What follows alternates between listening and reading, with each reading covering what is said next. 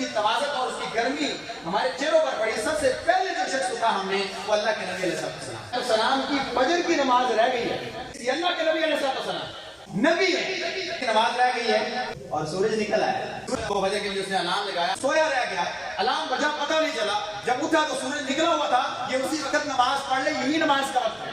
یا کوئی انسان نماز بھول جائے، نماز پڑھنی تھی، عصر کی پڑھی، جو چھوٹا تھا کام اتنا مصروف رہا، عصر کے وقت آیا مجھے یاد ہے زور تو میری رہ گئی، یہ اسی وقت پڑھ لے، یہی اس کا وقت۔ تو وہ اوقات ہے اللہ کے نبی صلی اللہ علیہ وسلم نے جو قضا کے بتائے، اس کے علاوہ اگر کسی کی نماز رہ جاتی ہے تو صرف توبہ اور استغفار کرے گا، تو دوبارہ نماز پڑھ کے اس کا ثواب نہیں لے سکتا۔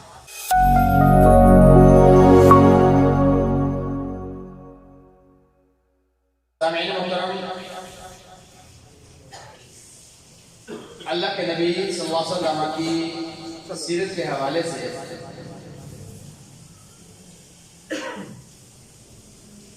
جس تسلسل کا آغاز اللہ کی توفیق سے کیا تھا، آج کی نشست بھی اسی تسلسل کا اگلا قدم ہے۔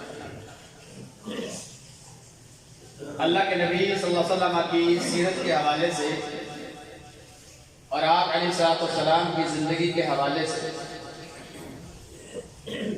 آپ صلی اللہ علیہ وسلم کا نبوت سے پہلے کا دور، پھر نبوت کے بعد کا، اور ہجرت کے بعد کے پہلے 5 سالوں کے واقعات کو اجمالاً اور تفصیلاً اللہ کی توفیق کے ساتھ بیان کیا گیا۔ سن 6 ہجری ہے، اللہ کے نبی علیہ السلام عمرے کا اور بیت اللہ میں داخل ہونے کا خواب دیکھتے ہیں، عمرے کے ارادے سے مکہ کا سفر کرتے ہیں، رستے میں روک لیے جاتے ہیں، معاہدہ طے آ جاتا ہے کہ آپ اس سال واپس چلے جائیں، اگلے سال آئیے گا۔ دیگر دفعات پر مشتمل یہ معاہدہ اللہ کے نبی علیہ السلام لیتے ہوئے، جسے تاریخ نے صلح حدیبیہ کا نام دیا ہے، آپ علیہ السلام وہاں سے واپسی کا سفر شروع کرتے ہیں۔ جہاں اللہ کے نبی علیہ السلام کے واپسی کے سفر میں کئی ایک معجزات کا یا کئی ایک چیزوں کا ذکر کیا گیا ہے، وہاں پہ صحابہ کے درمیان چنگونیاں شروع ہو گئی ہیں کہ کیا ہمارا بیت اللہ میں داخلے سے پہلے روک لیا جانا اور عمرے کے بغیر واپس کر دیا جانا، کیا یہ فتح ہے؟ کیا یہ ہماری کامیابی ہے؟ کیا یہ مسلمانوں کی کامیابی ہے؟ اور اتنی سخت شروط پر آپ علیہ السلام کا رضامند ہو جانا، تو مسلمانوں کے درمیان اور صحابہ کے درمیان ایک اضطراب کی کیفیت ہے، لیکن جو چیز اس اضطراب کو روکے ہوئے ہے وہ محمد رسول اللہ صلی اللہ علیہ وسلم کا کلمہ پڑھنا ہے کہ ہم نے ان کو رسول مانا ہے، لہٰذا وہ وحی کے بغیر تو کوئی کام کرتے نہیں، لیکن دلی کیفیت میں یہ اضطراب بہرحال موجود ہے کہ اللہ کے نبی علیہ السلام کو روک لیا گیا، بیت اللہ میں داخل نہیں ہونے دیا گیا، تو کیا ہم کامیاب لوٹ رہے ہیں یا کہ ناکام؟ جہاں پہ ہر ایک پھول کی الگ خوشبو ہے اور اللہ کے نبی علیہ السلام کے ہر صحابی کا ایک مقام ہے، جنہیں میں نے حضرت علی رضی اللہ تعالیٰ عنہ کا ذکر بھی کیا، حضرت عمر رضی اللہ عنہ کے ایمان اور ان کے مرتبے کا اور ان کی حمیت کا ذکر بھی کیا۔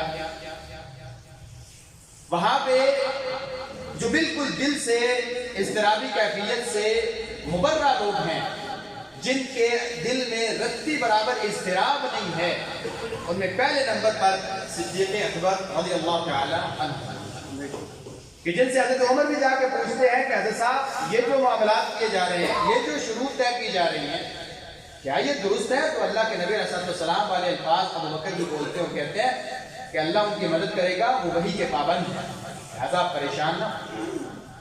یہاں سے یہ بات پتہ چلتی ہے کہ حضرت ابو بکر رضی اللہ تعالیٰ عنہ کی علمی مقام اور آپ رضی اللہ تعالیٰ عنہ کی فقاہت کا کیا مقام تھا، کہ آپ فوراً یہ بات سمجھ گئے کہ یہ باتیں چونکہ اللہ کی طرف سے ہیں اور اللہ کے نبی علیہ السلام وحی کے پابند ہیں، لہذا یہ ہمارے لیے فتح ہی ہے۔ اور اس کے بعد تابعین کے درمیان جب کبھی گفتگو ہوتی تو حضرت ابو بکر رضی اللہ عنہ اس بات کو واضح طور پر فرماتے کہ اللہ کی قسم وہ سب سے بڑی فتح تھی جو حدیبیہ کے مقام پر ہم نے سنی۔ اور اللہ کے نبی علیہ السلام اس اضطرابی کیفیت میں صحابہ کی چنگونیاں جو ہونے لگی، جب آپ علیہ السلام کو اس کا علم ہوتا ہے تو اللہ کے نبی علیہ السلام فرماتے ہیں بسل کلام، یہ جو آپ آپس میں چیمگوئیاں کر رہے ہیں اور دلوں کی کیفیات مختلف نظر آ رہی ہیں تو یہ اچھی بات نہیں ہے. ھذا فتح عظیم، اللہ کی قسم یہ بہت بڑی فتح ہے.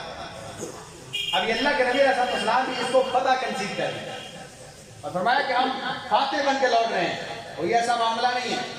اگر بات سمجھ نہیں آتی تو آپ دفعات کو دیکھ لیں، دفعات کو دیکھیں کہ ان کے آپ کے ساتھ شروط اور معاہدات کرنا، بنیادی طور پر ان کا معاہدے کے لیے تیار ہو جانا، یہ سب سے بڑی فتح ہے.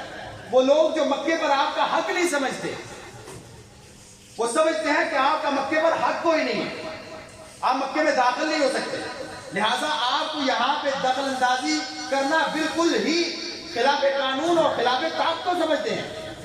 وہ لوگ اس بات پر مجبور ہو گئے کہ وہ آپ کے ساتھ معاہدہ کریں. حضرت صاحب اللہ کا واسطہ واپس چلے جائیں، اگلے سال آ جائیں. وہ لوگ مجبور ہو گئے کہ معاہدہ کریں. اور وہ لوگ جو آپ کو کھا جانا چاہتے تھے اور آپ کو کاٹ دینا چاہتے تھے، وہ لوگ اس بات پر رضامند ہو گئے کہ آپ اگلے سال مکہ آ سکتے ہیں اور ہم آپ کو کچھ نہیں کہیں گے، ہمارے ہاتھ کریں. اس سے بڑی فتح کیا ہو سکتی ہے؟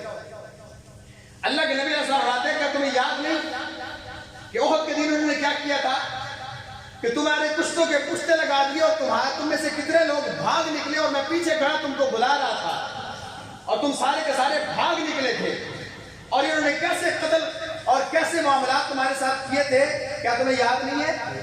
تو یہ مدینے کے اندر گھس کے تمہیں کھا جانے والے لوگ معاہدے پر مجبور ہو گئے ہیں اور خود کہتے ہیں کہ اگلے سال آ جانا. اس سے بڑی فتح کیا ہو سکتی ہے؟ ان کا مجبور ہو جانا. لہٰذا اللہ کے نبی علیہ السلام کی باتوں کو سننے کے بعد صحابہ مطمئن ہو جاتے ہیں اور اللہ کے نبی علیہ السلام جاتے ہوئے سفر سے تھکان کی وجہ سے رستے سے ہٹ کے پڑاؤ کرتے ہیں. اللہ کے نبی علیہ السلام چونکہ رات طیب ہے اور آپ علیہ السلام عشاء کی نماز کے بعد پڑاؤ کرنا چاہتے ہیں، سفر کی تھکان کی وجہ سے اور انتہائی لمبا سفر کرنے کی وجہ سے، اور وہاں حدیبیہ کے مقام پر احرام کی حالت میں اتنا عرصہ ٹھہرنے کی وجہ سے اب تھکاوٹ سے جسم چور ہے. اللہ کے نبی علیہ السلام صحابہ سے کہتے ہیں کوئی ہے جو ہمارا پہرا دے گا کیونکہ فجر قریب ہے. تو بلال کہتے ہیں رسول اللہ میں پہرا دوں گا کہ جب فجر کا وقت ہوا تو میں آزاد دوں گا، آپ کو جگہ دوں گا. لہٰذا اللہ کے نبی علیہ السلام سو جاتے ہیں اور بلال رضی اللہ عنہ رات کو قیام اللیل کرتے ہوئے کئی ٹیک لگاتے ہیں اور مشرق کی طرف منہ کر کے کہ جیسی وہ پھوٹے گی اور میں اس کو دیکھوں گا اور فوراً اذان کہہ دوں گا طلوع فجر کے وقت. تو اللہ کے نبی علیہ السلام سو جاتے ہیں، بلال ٹیک لگاتے ہیں، بلال بھی سو جاتے ہیں. اب سب سے پہلے صحابہ کہتے ہیں صبح جب سورج کی توازت اور اس کی گرمی ہمارے چہروں پر پڑی، سب سے پہلے جو شخص اٹھا ہم نے وہ اللہ کے نبی علیہ السلام. آپ اٹھے، عمر اٹھے اور ایک دوسرے کو گھبراہٹ کے ساتھ فجر کی نماز تو آپ علیہ السلام فرمایا وہ کدھر ہے جس نے کہا تھا ہم پہرا دیں گے؟ بلال کدھر ہے؟ بلال کو بلایا، بلال فجر ہو گئی، سورج نکل آیا، صبح ہو گئی، نماز آپ نے کہا تھا پہرا دوں گا. اللہ کے نبی جس نے آپ کی جان کو، آپ کے نفس کو قابو کیا، اس نے مجھے بھی نیند دے دی اور میں بھی سو گیا. لہٰذا میں بھی انسان ہوں، نیند آ گیا. کہا کوئی بات نہیں ہے، اٹھو یہاں سے کوچ کرو، آگے نکلو، یہاں پہ شیطان ہے. آپ علیہ السلام نے آگے جا کے وضو کیا، اقامت کرے گی، آپ نے نماز. اس چھوٹے سے واقعے میں ڈھیر ساری عبرتیں، ڈھیر ساری نصیحتیں. اللہ کے نبی علیہ السلام کی فجر کی نماز رہ گئی ہے. کس کی؟ اللہ کے نبی علیہ السلام نبی ہے. فجر کی نماز رہ گئی ہے اور سورج نکل آیا، کیونکہ سورج پابند ہے اللہ کے حکم، لہذا اس نے تو فجر کے وقت نکل نہیں تھا. ایسا نہیں ہوا کہ سارے کے سارے لوگ فجر کا انتظار کرتے رہ گئے ہیں اور سورج مؤخر کر دیا گیا ہے کہ اللہ کے نبی جاگیں، فجر کی نماز پڑھیں، پھر سورج نکلے. جیسا کہ کئی ایک واقعات آپ سنتے رہتے ہیں کہ یہ کام ہوا اور فجر کی نماز کے لیے سورج نہیں نکلا، اور یہ کام ہوا اور سارا دن سورج نہیں نکلا، کہ یہ معاملہ ہو جائے. اس سے بڑی بات ہو سکتی ہے کہ اللہ کے نبی علیہ السلام کی فجر کی نماز رہ گئی اور سورج نکل آیا. اچھا، اس میں امت کے لیے ایک سبق تھا. ایک سبق یہ تھا کہ نبی بھی انسان ہے، سو جاتا ہے، تھکا ہوا. کوئی ایسی مخلوق نہیں کہ جو تھکتا نہیں ہے، جسے درد نہیں ہوتی، جسے نیند نہیں آتی، لہذا وہ بھی سو سکتا ہے. دوسرا، امت کے لیے قیامت تک کے لیے پیغام دے دیا گیا. اللہ کے نبی علیہ السلام نے ارشاد فرمایا، تم میں سے کوئی انسان اگر نماز سے سو جائے یا بھول جائے تو جب اسے جاگ آئے یا جب اسے یاد آئے تو اسی وقت نماز پڑھے. تو قیامت تک کے لیے امت کے لیے آسانی ہوگی. اور پریکٹیکل اللہ تعالیٰ نے آپ سلمہ سے خود کروایا. سویا رہے، جب جاگے گا تو امت کے لیے یہ مسئلہ واضح ہو جائے گا. یہاں پہ ایک مسئلہ اور بھی ہے، نماز کی قضا. نماز کی قضا صرف ان دو صورتوں میں ہے. نماز کی قضا صرف ان دو صورتوں میں ہے. ایک انسان جب نماز سے رہ جائے، یعنی سویا ہوا ہے، صبح فجر کے لیے اس نے الارم لگایا. الارم یہ نہیں کہ الارم 7 بجے کا لگا ہوا ہے، یا رات کو وہ کیا کہتے ہیں، ارادہ کر کے، یہ نیت کر کے سویا کہ صبح 7 بجے 8 بجے جاگیں گے. جب جاگیں گے تو نماز پڑھ لیں گے، کیونکہ اللہ کے نبی علیہ السلام نے فرمایا نماز سے سویا رہ جائے کوئی انسان تو جب جاگے تو نماز پڑھ لے. نہیں، ایسا نہیں. نیت کر کے سویا، الارم لگایا، نیند کا غلبہ اتنا زیادہ تھا، رات کی تھکان اتنی زیادہ تھی، سویا رہ گیا، الارم بجا پتہ نہیں چلا، جب اٹھا تو سورج نکلا ہوا تھا، یہ اسی وقت نماز پڑھ لے، یہی نماز کا وقت ہے. کوئی مسئلہ ہے، سو گیا. یا کوئی انسان نماز بھول جائے، اب اس نے نماز پڑھنی تھی، عصر کی پڑھی، دن چھوٹا تھا، کام میں اتنا مصروف رہا، عصر کے وقت آیا تو اسے یاد ہے ظہر تو میری رہ گئی، کام میں مصروف ہو گیا، بھول گیا، یہ اسی وقت پڑھ لے، یہی اس کا وقت ہے. تو یہ دو اوقات ہیں اللہ کے نبی علیہ السلام نے جو قضا کے بتائے. اس کے علاوہ اگر کسی کی نماز رہ جاتی ہے تو صرف توبہ اور استغفار کرے گا، وہ دوبارہ نماز پڑھ کے اس کا ثواب نہیں لے سکتا. یہ نہیں ہے چلو جی بعد میں پڑھ لیں، چلو 3 4 5 نمازیں اکٹھی کر لیں. نمازوں کا جمع کرنا الگ مسئلہ ہے، لیکن اس لیے اس کو لیٹ کرتے جانا کہ اگلی نماز سے پڑھ لیں گے، نہیں، ایسا نہیں. یا رہ گئی تہاون، سستی اور کہنی کی وجہ سے رہ گئی نماز اور کئی بعد میں پڑھ لیں گے، نہیں، ایسا نہیں.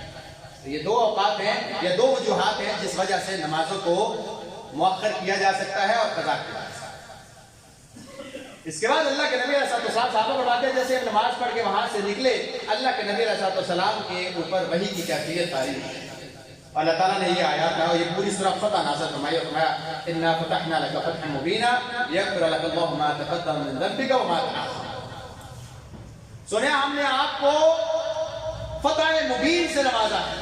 یہ جو آپ آ رہے ہیں جس جگہ سے، یہ کوئی ایسی چیز نہیں ہے کہ آپ سمجھے کہ ہم مغلوب ہو کے یا مفتوح ہو کے آ رہے ہیں یا ہم خائب اور خاسر ہو کے آ رہے ہیں. یہ بہت بڑی فتح ہے جو ہم نے آپ کو نوازی ہے، اور اس سے بڑا انعام آپ کے لیے ہے. اللہ تعالیٰ نے آپ کے اگلے اور پچھلے ساری غلطیوں کو معاف کر دیا. جو زندگی گزر چکی سونیا، اس میں بھی جو ہوئی اور آئندہ جو باقی بچی ہے، تیرے سے کچھ بھی ہو جائے اللہ نے پہلے معاف کر دیا.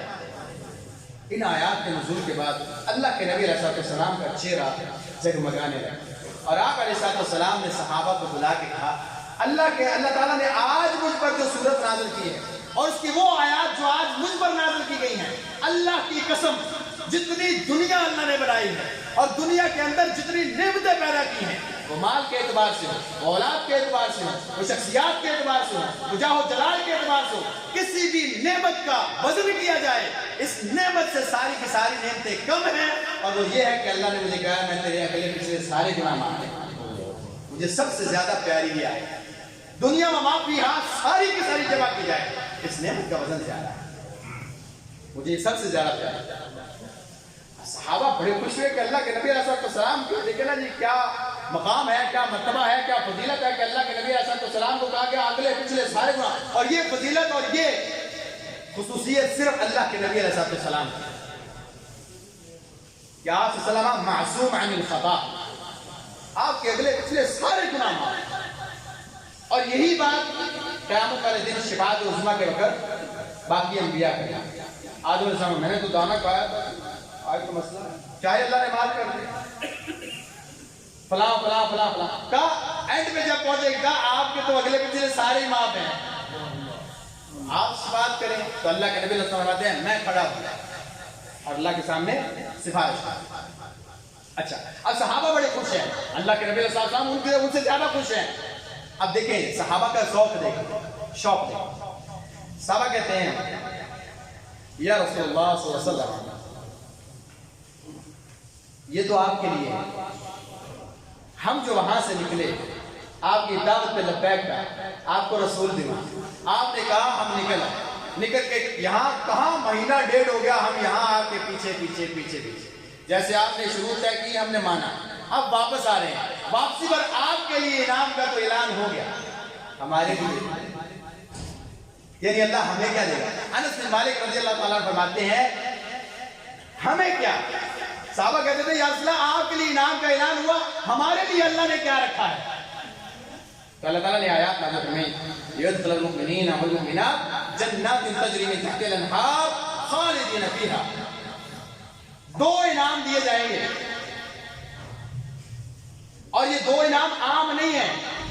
اللہ کے ہاں کائنات میں سب سے زیادہ فلاح, سب سے بڑی کامیابی, سب سے بڑا انعام یہی دو چیزیں ہوا کرتی ہیں, اور وہ دونوں چیزیں تمہیں دیتا ہے. نمبر 1 یکفر عنہم سیئاتہم, تمہارے جتنے کے سارے گناہ ہیں جو سارے معاف ہیں, پہلے نام. نمبر 2 جتنے بھی مومن مرد اور عورتیں شریک ہوئے ہو سارے کے سارے کل قیامت کے دن جنتوں میں داخل کروں گا, سارے کے سارے جنت. دو انعام صحابہ کے لیے اللہ, یہ ان کے فضائل ہیں جو اس میں شریک ہوئے. اب منافقین کے بارے میں بھی قرآن نے بات کی ہے, اور اس کے بعد ان لوگوں کے بارے میں جو پیچھے رہ گئے تھے, لہٰذا اللہ کے نبی علیہ السلام وہاں سے سفر کرتے ہوئے مدینہ پہنچا.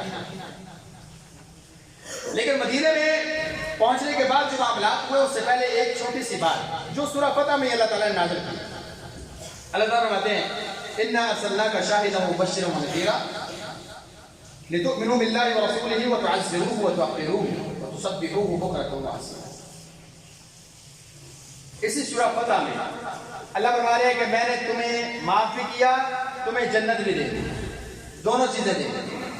لیکن ایک بات یاد رکھنا, یہ جو رسول میں نے بھیجا ہے نا تم میں, یہ شاہد بھی ہے, مبشر بھی ہے, نذیر بھی ہے, جنت کی خوشخبریاں دینے والا, جہنم سے ڈرانے والا بھی ہے. اب تم نے کرنا کیا ہے, تم نے کرنا کیا ہے, لتؤمنوا باللہ ورسولہ, اب تم نے کرنا یہ ہے اللہ اور اس کے رسول پر ایمان لانا. یعنی تم لوگ دیکھ چکے کہ مکے والے محمد بن عبداللہ تو اسے مانتے ہیں, تم نے محمد رسول اللہ ماننا ہے, اور محمد رسول اللہ مانتے ہوئے تم نے کیا کرنا ہے, تعزروہ وتوقروہ, اس کی تعظیم کرنی ہے, اس کی تشریف کرنی ہے, اس کے فضیلت کا اقرار کرنا ہے, اعتراف کرنا ہے, اس کے سنگی ساتھی بننا ہے, اور اس کا ادب کرنا ہے, اس کی تعظیم کرنی ہے, اس کا احترام کرنا ہے. کوئی بھی ایسا کلمہ, کوئی بھی ایسا اشارہ, کوئی بھی ایسی نظر, کوئی بھی ایسی کلام جو میرے نبی کی گستاخی کی طرف جائے, حرام ہے تمہارے اوپر, تم ایسا نہیں کرو. وجہ تم نے اس کو محمد رسول اللہ مانا. اور پھر آپ جانتے ہیں صحابہ نے ادب کیا کہ نہیں.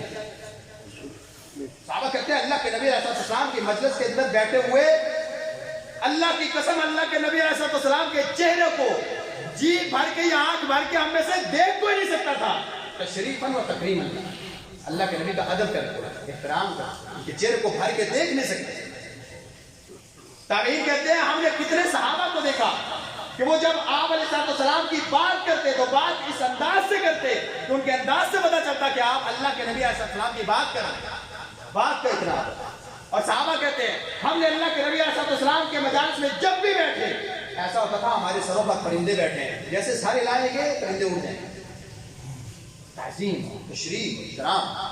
اچھا کیا یہی ہے کہ جب آپ کھڑے ہو تو سامنے ایسے کر کے کھڑے ہو جائیں, یا بیٹھے ہیں تو صحابہ اسی طرح بیٹھے ہو؟ نہیں.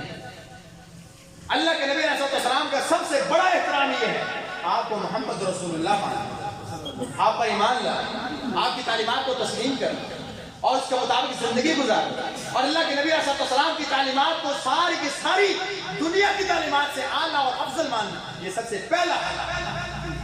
اس سے بڑا گستاخ کوئی نہیں ہے جو اللہ کے نبی علیہ السلام کا کلمہ تو پڑھتا ہے, زندگی اپنی مرضی کی گزارتا ہے, آپ علیہ السلام کی سنتوں کا قتل بھی کرتا ہے اور رسول اللہ بھی مانتا ہے, آپ علیہ السلام کی سنتوں پر عمل پیرا ہونا نہیں چاہتا, آپ کو رسول اللہ بھی مانتا ہے.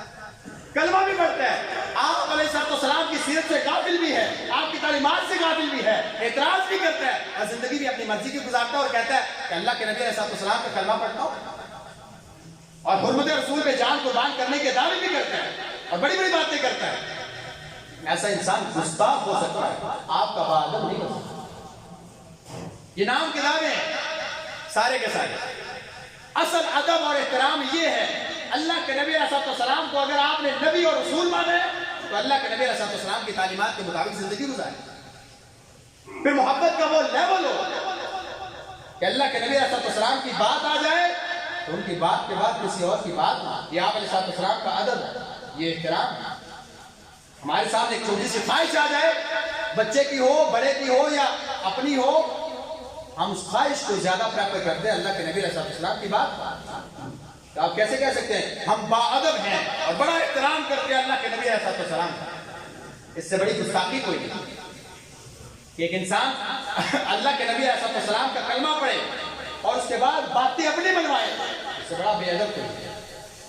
آپ دیکھیے اللہ کے نبی علیہ السلام، عبداللہ بن مسعود رضی اللہ عنہ، ایسے ہی صحابہ بیٹھے ہوئے اور آپ نے خطبے کے دوران فرمایا اجلس، بیٹھ جو، کسی کو کہا عبداللہ بن مسعود رضی اللہ عنہ وہاں جوتوں والی جگہ پر بیٹھے۔ اللہ کے نبی علیہ السلام کی بات ہو، اس بات کے بعد ایک انسان اپنی بات یا اپنی منمانی کرے، اس سے بڑا بے ادب انسان کوئی نہیں ہوتا۔ لہذا ادب کا تقاضا وہ ذہن سے نکال دیں، آنکھوں کو جھکا لینا، سر کو جھکا لینا اور اپنے جسم کو، اور یہ اس جسم کو حرکت دے لیں، لیکن یہ دیکھیں کہ آپ کے جسم کے ہونے والی حرکت اللہ کے نبی علیہ السلام کے فرامین کے مخالف تو نہیں ہے۔ بیسیکلی تو یہ ادب اور احترام ہے۔ لہذا اللہ تعالیٰ نے یہاں پہ یہ بھی فرمایا کہ اگر تم نے اللہ کے نبی کو رسول مانا ہے پھر اس کی تعظیم کرو اور اس کی توقیر کرو۔ اللہ کے نبی علیہ السلام کی تعظیم اور آپ کی توقیر اور آپ کی عزت اور احترام کا ایک معاملہ یہ ہے کہ آپ اللہ کے نبی کے لائے ہوئے دین کی نصرت کریں، اس کی تائید کریں، اس دین کی تبلیغ کریں، اس دین کے مطابق زندگی گزاریں، اپنے بچوں کو تعلیم دیں، اس دین کے اوپر اٹھنے والے ہر اعتراض کا جواب دیں اور جواب دینے کے لیے ایسی نسل تیار کریں جو اس دین کے بارے میں کھڑی ہو اور دین کے اوپر اٹھنے والے اعتراضات کا جواب دیں۔ ہمارے پاس وہ نسل نہیں، ہم اپنی نسل کو اس دین کے قریب نہیں لانا چاہتے، اور پھر دین اور اس دین کے معاملے میں یعنی اس تعلیم کے معاملے میں میرا علماء سے ایک اختلاف رہا ہے اور یہ شاید رہے، شاید میں غلطی بن، یہ میرا اپنا ایک موقف ہے اور غلط ہے۔ دین کی تعلیم کو جتنا سستا کیا گیا اتنا بے وقوف ہو گیا، جتنا سستا کیا اتنی بے وقوف ہمارے علماء کے ذمہ لگا دیا۔ بھائی تسی نہ کو منگتے رہو، ساتھ بچے بھی آئیں، اسی روٹی بھی دیں گے، رہائش بھی دیں گے، کھانا بھی دیں گے، کپڑے بھی دیں گے، بجلی کا بل بھی دیں گے، قرآن اور حدیث کی کائنات کی سب سے مہنگی ترین، سب سے قیمتی ترین تعلیم بھی دیں گے فری۔ انہوں نے کہا جی مفتی ہوتا کی قدر ہو، جی مفتی لفظی رہی ہے کی قیمت ہم نے خود گرا دی۔ لہذا میں تو اکثر و بیشتر علماء سے کہتا ہوں اچھی فیس رکھیے، اچھی فیس رکھیے، بچے کہ گھر سے کھانا کھائے، اچھی فیس رکھیے، اب اسے پتا چلے کہ یہ کتنی قیمتی تعلیم ہے، لیکن ہم نے یہ سارا سستا کر دیا، لہذا اس وجہ سے۔ بہرحال اللہ کے نبی علیہ السلام مدینہ پہنچتے ہیں اور آپ کا ایک صحابی مکے سے بھاگ کر مدینہ آیا، یہ غلام ہے، اس کا نام ابو بصیر، یہ اللہ کے نبی علیہ السلام کے اس معاہدے کو جانتا ہے لیکن پھر وہاں سے بیڑیاں توڑتا ہے، غلامی کی زندگی کو برداشت نہیں کر پایا، مار برداشت نہیں کر پایا، وہاں سے بھاگتا ہے اور سیدھا اللہ کے نبی علیہ السلام کے پاس مدینے پہنچتا ہے۔ مکے والوں کو پتا چلتا ہے کہ یہ جو بھاگ کے گیا سیدھا مدینے جائے گا، اور ہمارے پاس معاہدہ طے ہے کہ ہمارا کوئی بھی بندہ آپ کے پاس جائے گا تو آپ نے واپس کر، لہذا وہ 2 بندے پیچھے بھیجے۔ اب یہ جیسے اللہ کے نبی کے پاس پہنچتا ہے 2 بندے بھی پہنچ جاتے ہیں، کہتے ہیں یا رسول اللہ صلی اللہ علیہ وسلم یہ دیکھیں معاہدہ، آپ نے کہا تھا کہ ہمارا کوئی بھی بندہ مسلمان ہو کے مدینے میں واپس آئے گا، آپ نے اسے مکے واپس بھیجا۔ جی ٹھیک ہے ہم مانتے ہیں۔ ابو بصیر جی آپ واپس چلے، سنا یہ دیکھیں زخم دیکھیں، میرے بیڑیوں کے نشان دیکھیں، اصلا میری حالت دیکھیں، آپ مجھے دوبارہ اسی جہنم میں پھینکنا چاہتے ہیں جہاں سے میں بھاگ کے آیا ہوں. کیا بصیر، اللہ تمہارے لیے راستہ نکالے گا. یہ میرا اللہ پر ایمان اور توکل ہے. تمہارے لیے اور جتنے مکے میں موجود ہیں سب کے لیے کوئی نہ کوئی راہ ضرور اللہ نکالے گا، لیکن میں معاہدے کے خلاف ورزی نہیں کر سکتا. فیصلہ آپ کا حکم ہے تو مان جاتا ہوں. یہ دوبارہ اس جہنم میں جانے کے لیے تیار ہو جاتا ہے صرف اللہ کے نبی علیہ السلام کے حکم. یہ مدینے سے نکلتے ہیں لیکن مکے نہیں پہنچ پاتے، بلکہ یہ قریب ایک اور جوانوں کے لیے امید کی کرن بن جاتے ہیں. یہ وہاں سے کہاں جاتے ہیں اور باقی مکے کے مہاجروں اور باقی مکے کے جو مستضعفین اور کمزور لوگ ہیں ان کے لیے کیسے امید کی کرن بنتے ہیں، انشاءاللہ ہم اگلے نشست میں ذکر کریں گے. اقول قولی ھذا استغفر اللہ لی ولکم ولسائر المسلمین من کل ذنب فاستغفروہ انہ إن الحمد لله نحمده ونستعينه ونستغفره ونؤمن به ونتوكل عليه ونعوذ بالله من شرور أنفسنا ومن سيئات أعمالنا. أما بعد فأعوذ بالله من الشيطان الرجيم. بسم الله الرحمن الرحيم. وذكر فإن الذكرى تنفع المؤمنين. سبحان ربك رب العزة عما يصفون وسلام على المرسلين والحمد لله رب العالمين. احباب گرامی، سیرت کے اس سارے عنوان سے ہزاروں موتی نکلتے اور ہر ایک موتی اپنی جگہ پہ زندگی کا ایک پہلو رکھتا ہے. اب صرف اور صرف بات یہ ہے کہ ایک مسلمان اس زندگی کے پہلو کو اپنی زندگی میں دیکھتے ہوئے کیسے اپنی زندگی کو تبدیل کرتا ہے. رہا معاملہ کہانی کی شکل یا ایک سلسلہ سننے کا، وہ آپ کو اس سے بہتر، اس سے کچھ اسلوبی میں آپ کو ٹی وی سے نیٹ سے مل جائے گا. مسئلہ یہ ہے کہ ہم اس سیرت کو اپنانے کے لیے کیا کردار ادا کر سکتے ہیں، اپنی زندگی میں کتنا اپلائی کر سکتے ہیں، یہی چیزیں سیکھنے کی. ایک دو چیزیں ہیں جو میں ذکر کرنا چاہتا ہوں. پہلا اعلان یہ ہے کہ اگلا جمعہ انشاءاللہ الرحمن جو 18 مارچ کا وہ ہمارے بزرگ ہیں جو سال کے بعد ایک جمعہ پڑھاتے ہوتے ہیں. یاسین راہی صاحب جام پور سے مبلغ ہیں، داعی ہیں اور دین کے کام میں مصروف ہیں. وہ آپ احباب سے ہم کلام ہوتے ہیں اور اپنے ادارے کے لیے کام بھی لے کے جاتے ہیں. تو تمام احباب یہ یاد رکھیں کہ اگلا جمعہ ان کا ہے اور وہ تشریف لا رہے ہیں اور اس مہمان کی آپ مہمان نوازی بڑھ چڑھ کر اس میں حصہ لیجیے. دوسری بات ہے جماعتی حوالے سے ہمارے جو مرکزی لیول ہے پاکستان لیول پہ ان کی طرف سے ایک اناؤنسمنٹ ہے، اور یہ اناؤنسمنٹ بیسیکلی ان کو اپنے لیے نہیں ہے. اس میں صرف ایک پروجیکٹ، یہ کچھ فلیکسز لگوائی گئی ہیں، اس میں کافی زیادہ پروجیکٹ ہے. میں صرف ایک پروجیکٹ کا ذکر کروں گا اور اس کا تعلق بڑا گہرا ہے ہماری زندگی کے ساتھ، اسلام کے ساتھ اور انسانیت کے ساتھ. پاکستان کا یہ ایک علاقہ ہے تھرپارکر، آپ جانتے ہیں، اور ہمیں شاید اس بات کا علم نہیں ہے کہ پانی کتنی بڑی نعمت ہے، پھر صاف پانی کتنی بڑی نعمت ہے، کیونکہ ہمیں اللہ رب العزت نے یہ میسر کیا ہوا. جن کے پاس نہیں ہے، جو بچے یا جو نوجوان جانوروں کے ساتھ اسی جوہر سے پانی پیتے ہیں، ان کو پتا ہے کہ صاف پانی کیا ہوتا ہے، ان کو پتا ہے کہ پانی دراصل کیا ہوتا ہے. جب بارشیں نہیں ہیں تو پانی خشک ہو چکا تو کیا ہوتا ہے پانی، یہ نعمت کیا. لہذا اس علاقے میں اس پنجاب سے اور باقی صوبوں سے بھی مسجد جمعیت کا جو وفد نکلا یا انہوں نے ہمیں جو پیغام دیا کہ ہم وہاں پہ اس پانی کا بندوبست کرنا چاہتے ہیں، نل کی شکل میں، کنووں کی شکل میں، ٹیوب ویل کی شکل میں، کسی بھی طریقے سے ایسے لوگوں تک صاف پانی یا پانی کی نعمت پہنچانا. اللہ کے نبی علیہ السلام سے مطلقاً جب پوچھا گیا، اللہ کے نبی علیہ السلام سے مطلقاً پوچھا گیا کہ یہ بتائیں سب سے افضل ترین صدقہ کون سا، ایک لفظ میں بتائیں سب سے افضل ترین صدقہ جو میں کروں اطلاقاً. ویسے تو ڈھیر ساری چیزیں، علل اطلاق سب سے افضل ترین صدقہ. تو اللہ کے نبی علیہ السلام نے فرمایا پانی پلانا، پانی پلانا. اب ایک انسان کیسے کہہ سکتا ہے پانی؟ اب آپ کو کہیں بائک پہ کھڑا ہو جائے تو کہیں بھجن یہ پانی لے لیں، بوتل پانی کی لے لیں، آپ کو پیاس نہیں، آپ پانی کی بوتل لیتے ہیں ساتھ رکھتے ہیں، کبھی ادھر رکھ دیا، آپ کو احساس ہے، آپ کو احساس ہوگا جب آپ کو سخت پیاس لگی اور ہوٹ خشک ہے، پھر آپ کو کہتا بھجن پانی پی لیں، پھر آپ کو اندازہ ہوگا کہ اللہ کے نبی علیہ السلام نے کیوں فرمایا تھا سب سے افضل ترین صدقہ پانی پینا۔ حضرت صاحب نے پوچھا تھا کل، یا رسول اللہ میری والدہ بہت ہو چکی، وصیت نہیں کر پائے، ہاں مجھے لگتا ہے کہ اگر وہ کچھ بولتی تو مجھے کچھ نیک کام کرنے کی وصیت کرتی، تو میں ان کے بارے میں کوئی نیک کام کرنا چاہوں، ان کے لیے صدقہ کرنا چاہوں جو صدقہ جاریہ رہے، جو سب سے زیادہ ان کو فائدہ دے، تو آپ مجھے نصیحت کریں کہ یہ کام کرو، یہ اس کے لیے بہت فائدہ مند رہے گا۔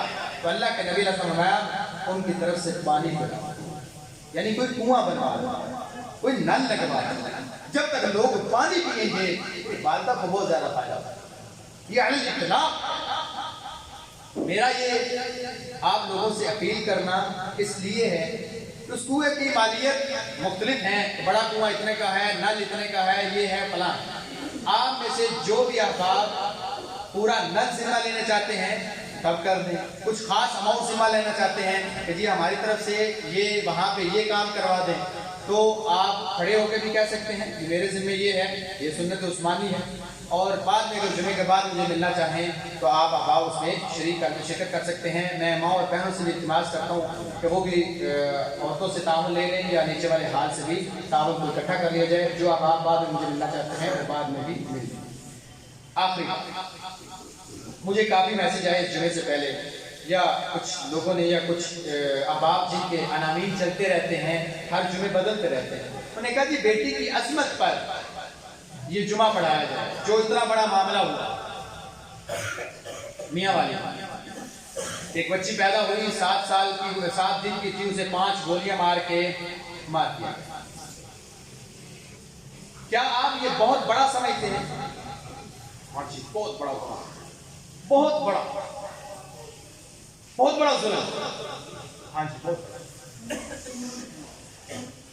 میں سمجھتا ہوں ایک بچی اگر اس سے 5 دن کی عمر میں اس کی سانسیں چھین لی جائیں، میں بھی سمجھتا ہوں بہت بڑا گناہ ہے، آپ بھی سمجھتے ہیں بہت بڑا ظلم ہے۔ کیا ایک بچی سے جو وہ بڑی ہو اس سے حیات چھین لی جائے، یہ ظلم نہیں ہے؟ اس سے دین کی تعلیم چھین لی جائے، یہ ظلم نہیں ہے؟ اس سے شریعت کی معرفت چھین لی جائے، یہ ظلم نہیں ہے؟ اس سے دنیا میں رہنے کا دینی سلیقہ چھین لیا جائے، کیا یہ ظلم نہیں ہے؟ اسے دین کے بارے میں متنفر کر دیا جائے، کیا یہ ظلم نہیں ہے؟ اسے اللہ اور اس کے رسول سے دور رکھا جائے، کیا یہ ظلم نہیں ہے؟ اگر یہ ظلم نہیں اور ایک بچی بڑی ہو، وہ با حیا نہ ہو، با پردہ نہ ہو، وہ فحاش ہو، وہ دین سے عاری ہو، وہ دنیا دار ہو، وہ لانگ مارچ میں اور عورت مارچ میں کھڑے ہو کے ناچنا اور گانا چاہتی ہو، اور پھر وہ اسلام کے چہرے کو نوچنا چاہتی ہو، میں سمجھتا ہوں ایسی بچی کو پیدا ہوتے ساتھ ہی مر جانا چاہتا، پھر یہ ظلم نہیں ہے۔ جب ایک بچی کے ارد گرد رہنے والے دیوس ہوں، ایسی بچی کو ماری جانا چاہیے۔ جب معاشرہ ایسا ہو جائے کہ دین کے نام پہ نکلنے والوں کے لیے رکاوٹیں کھڑی کی جائیں، اور اسلام کے نام پہ بننے والے ایک ملک کے قلعے کے اندر، اور اسلام کے نام پہ بننے والے ملک کے اس مین شہر کے اندر عورتیں ننگا ناچ کریں اور اسلام کی چادر کو اچھال اچھال کر کہیں کہ یہ ہمارے گرد ایک پٹا ہے اور ہمارے قدموں میں پڑنے والی یہ زنجیر ہے، اس کو اتارا جائے اور اسے پروٹیکشن دی جائے، میرے خیال سے ایسی بچی کو پیدا ہوتے ساتھ سمجھ جانا چاہیے۔ کیا پھر ظلم ہوگا؟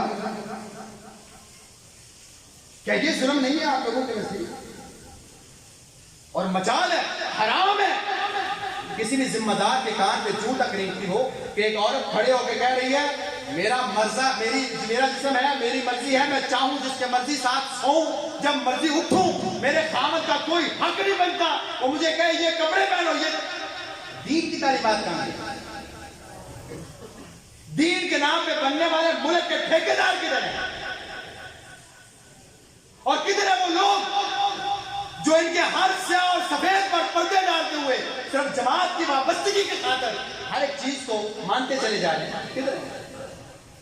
کیا یہ ظلم نہیں ہے؟ صرف ظلم یہ ہے کہ عورت کو بچی کو مار دیا، بچی سے جینے کا سلیقہ چھین لیا، اسے انسان سے حیوان اور جانور بنا دیا. یہ ظلم نہیں ہے؟ اور یہ ظلم آئے دن کیا جائے، آپ کی یونیورسٹیوں میں کیا جائے، آپ کے کالجز میں کیا جائے، سرے بازار ننگی عورتیں پھرتی ہیں، یہ ظلم کیا جا رہا ہے. کبھی آپ نے کہا اوئے ہوئے ہوئے بہت ظلم ہے؟ نہیں. کبھی آپ نے کہا کہ کالجوں میں کیا سکھایا جا رہا ہے، ان کا لباس کیا ہے، یہ جو کلچر کیا جا رہا ہے کیوں کیا جا رہا ہے، میری بچی کو بلوایا جا رہا ہے کیوں بلوایا جا رہا ہے، ہم نے تعلیم کے لیے بھیجا، آپ کیا سکھا رہے ہیں؟ میں بچی کو داخل کروانا چاہتا ہوں، یہاں پہ دین کا کیا معاملہ ہے؟ آپ نے جو عورتیں بٹھا رکھی ہیں کہ پردے کا کیا معاملہ ہے؟ نہیں. یہ قتل روز کیا جاتا ہے، لیکن اسلام کا خون اتنا سستا ہے ہر بندہ بہانا چاہتا ہے. آپ کی جانوں سے زیادہ قیمتی خون ہے اسلام کا، اور آپ سے کئی ہزار گنا نیک لوگوں نے اسی دین کی خاطر اپنا خون دیا. کیا صحابہ نے خون نہیں دیا؟ صحابیات نے خون نہیں دیا؟ بچے نہیں قربان کروائے؟ اپنے جسم سے نہیں کروائے؟ دین کی خاطر ان کے نزدیک اس خون سے کئی گنا بہتر اور کئی گنا پاکیزہ اور قیمتی یہ دین تھا، اسلام تھا. اسلام کو دو کوڑی کا نہیں سمجھا، بچی کو مارا کیا، بچی کو درندہ بنا دے وہ خیر ہے، اس کی آزادی کا معاملہ ہے. جی کوئی مولوی زیادہ زبان درازی نہ کرے، متشدد بنتے ہو، متعصب بنتے ہو، اللہ کا واسطہ ہے دین کے بارے میں متشدد ہو جاؤ، کم از کم دین کی غیرت کے بارے میں متعصب ہو جاؤ کہ میں دیندار ہوں، مسلمان ہوں. میں فرقہ واریت کی بات نہیں کر رہا، دین کے بارے میں تو کم از کم مسلمان ہونے کے بارے میں تو متشدد ہو جاؤ. ہمارے ذہنوں میں ایسا ہے لبرلزم کا کیڑا ڈالا گیا، ہم نے دین کو دو کوڑی کا نہیں سمجھا. اس کے بارے میں پھر یہ معاملات چھوٹے موٹے ایسا کوئی معاملہ نہیں. صحابہ کے بچے قتل ہوئے اور ایک عورت ہے، اس کا بیٹا، اس کا باپ، اس کا خام، اس کا بھائی سارے سے تھا. دین سلامت ہے نا، اللہ کے نبی سلامت ہے نا، کوئی بھی کیا کیا کوئی بات معاملے کی. لہذا اصل روح کو ختم کیا جا رہا ہے، ان کا قتل روز کیا جا رہا ہے. کالجز میں، سکولز میں، یونیورسٹیز میں، آپ کے اداروں میں، شہروں میں، بازاروں میں، گھروں میں، سوشل میڈیا پہ، الیکٹرانک میڈیا پہ، ہر اشتہار پہ عورت کا قتل کیا جا رہا ہے، اس کی حیا کا قتل کیا جا رہا ہے. اس لیے خاموش ہو کہ وہ دین ہے، اس لیے خاموش ہو کہ وہ سستا ہے، اس لیے خاموش ہو کہ وہ شریعت ہے، اس لیے خاموش ہو کہ وہ اللہ کے نبی کی بات ہے. بس یہی بات ہے. ہماری زبانیں گم ہو جاتی ہیں، آبلے پڑ جاتے ہیں جب دین کی بات آتی ہے. یہ بچی کے قتل میں سب سے زیادہ سخت رد عمل علماء کا ہے. کہاں تھی این جی اوز جو عورت مارچ کے معاملات کرا؟ لہٰذا حکومت بارہ سے ہمارا مطالبہ ہے، اللہ کا واسطہ ہے، دین کا چہرہ مسخ کرنے کی کوشش نہ کی جائے، نہ دین کے چہرے کو نوچنے کی کوشش کی جائے. ایسے لوگوں کو لگامیں ڈالی جائیں، ایسی عورتوں کو لگامیں ڈالی جائیں اور جانا جائے کہاں سے آتے ہیں، کن اداروں کے ہیں، کون لوگ ان کے پیچھے ہیں، کون فنڈنگ کرتا ہے، ہم جاننا چاہتے ہیں. اور آپ جیسے غیور اور باغیرت انسانوں اور مسلمانوں کو میں اپیل کرتا ہوں ایسی چیزوں کا بائیکاٹ کیا کریں، آواز اٹھایا کریں جہاں تک آپ کی آواز پہنچتی ہے. ہمیں یہ برداشت نہیں ہے، ہماری بچیاں ان سے سبق لیتی ہیں، ہماری بچیاں ہم سے سوال کرتی ہیں. لہٰذا ہم اللہ تعالیٰ سے دعا کرتے ہیں، اللہ تعالیٰ اس پرفتن دور میں ہمارے ایمان کی، اسلام کی حفاظت فرما، ہم سب کے گناہوں کو معاف فرما. ربنا تقبل منا انك انت السميع العليم وتب علينا انك انت التواب الرحيم. وصلى الله تعالى على خير خلق محمد وعلى اله وصحبه اجمعين برحمتك يا ارحم الراحمين.